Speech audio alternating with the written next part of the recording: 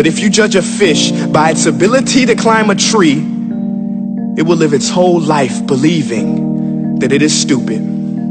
Ladies and gentlemen of the jury, today on trial we have modern day schooling. Glad you could come. Not only does he make fish climb trees, but also makes them climb down and do a 10-mile run. Tell me, school, are you proud of the things you've done? Turning millions of people into robots, do you find that fun?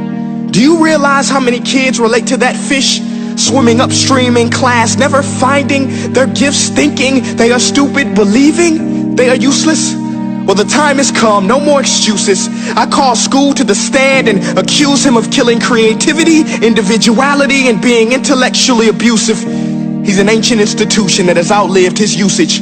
So, Your Honor, this concludes my opening statement, and if I may present the evidence of my case, I will prove it. Proceed. Exhibit A. Here's a modern day phone. Recognize it? Here's a phone from 150 years ago. Big difference, right? Stay with me. Here's a car from today, and here's a car from 150 years ago. Big difference, right? Well, get this. Here's a classroom of today, and here's a class we used 150 years ago. Now, ain't that a shame? In literally more than a century, nothing has changed. Yet you claim to prepare students for the future? But with evidence like that, I must ask, do you prepare students for the future or the past? I did a background check on you and let the record show that you were made to train people to work in factories, which explains why you put students in straight rows, nice and neat, tell them sit still, raise your hand if you want to speak, give them a short break to eat, and for 8 hours a day tell them what to think.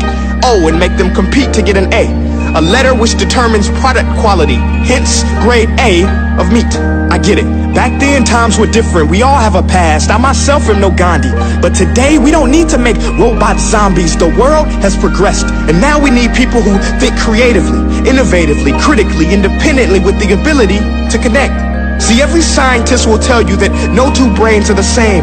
And every parent with 2 or more children will confirm that claim. So please explain why you treat students like cookie cutter frames or snapback hats, giving them this one-size-fits-all crap. Watch your language. Sorry, Your Honor, but if a doctor prescribed the exact same medicine to all of his patients, the results will be tragic. So many people would get sick, yet when it comes to school, this is exactly what happens. This educational malpractice, where one teacher stands in front of 20 kids, each one having different strengths, different needs, different gifts, different dreams, and you teach the same thing the same way? That's horrific. Ladies and gentlemen, the defendant should not be acquitted. This may be one of the worst criminal offenses ever to be committed.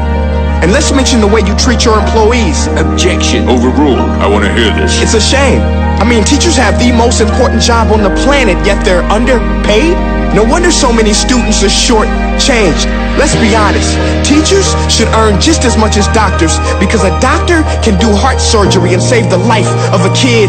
But a great teacher can reach the heart of that kid and allow him to truly live.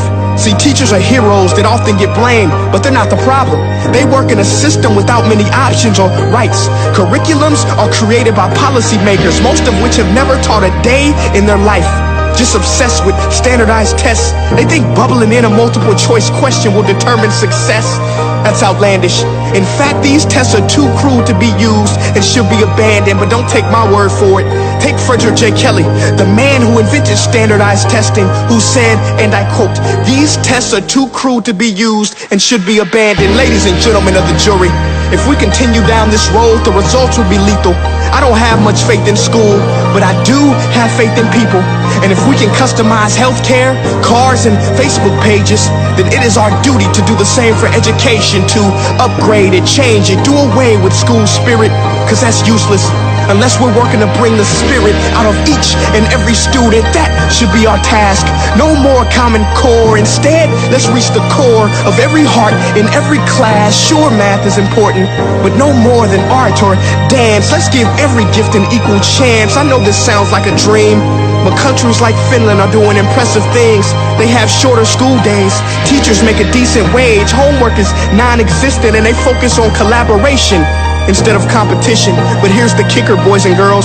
Their educational system outperforms every other country in the world. Other places like Singapore are succeeding rapidly. Schools like Montessori, programs like Khan Academy. There is no single solution, but let's get moving. Because while students may be 20% of our population, they are 100% of our future. So let's attend to their dreams, and there's no telling what we can achieve. This is a world in which I believe, a world where fish are no longer forced to climb trees. I'll rest my case.